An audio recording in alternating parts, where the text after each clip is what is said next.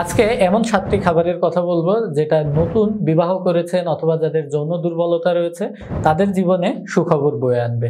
এই খাবারের তালিকার প্রথমেই রয়েছে দুধ। যদি সকাল অথবা রাতে 1 গ্লাস সরসহ দুধ খেতে পারেন আপনি, সেটা 1 মাসের ভেতরে আপনার জন্য সুখবর নিয়ে আসবে। পরবর্তীতে আছে বাদাম। চীনা বাদাম অথবা আখরোট খেতে পারেন, আপনার হাতের 1 মুঠে যতটুকু উঠবে সেই পরিমাণ। 3 নম্বরে আছে পেঁয়াজ। যদি আপনার ওজন 50 কেজির নিচে থাকে সেক্ষেত্রে 1 চা চামচ, যদি 70 কেজির কাছাকাছি থাকে সেক্ষেত্রে 2 চা চামচ পেঁয়াজ কুচি খাবেন। এবং এই পেঁয়াজ কুচিটি খেতে হবে আমাদের তালিকার পরবর্তী খাবার, যেটা মধু।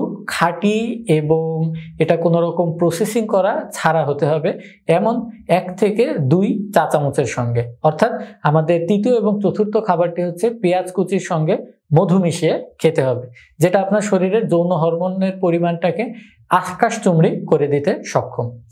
এর পরবর্তী খাবারটি হচ্ছে বেদানা।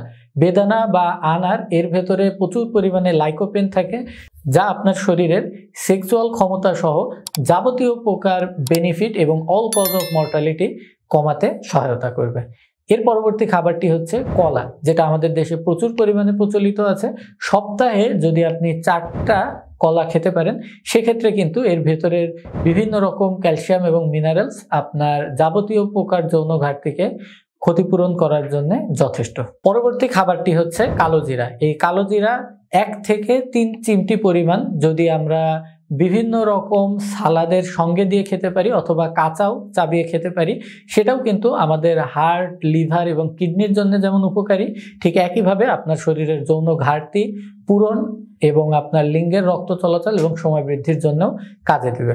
আমাদের সর্বশেষ খাবারটি হচ্ছে খেজুর এবং কিশমিশের সংমিশ্রণ। এই খেজুর এবং কিশমিশের সংমিশ্রণ আপনার বীর্যকে গাঢ় করবে এবং আপনার সময় বৃদ্ধিতে সহায়তা করবে।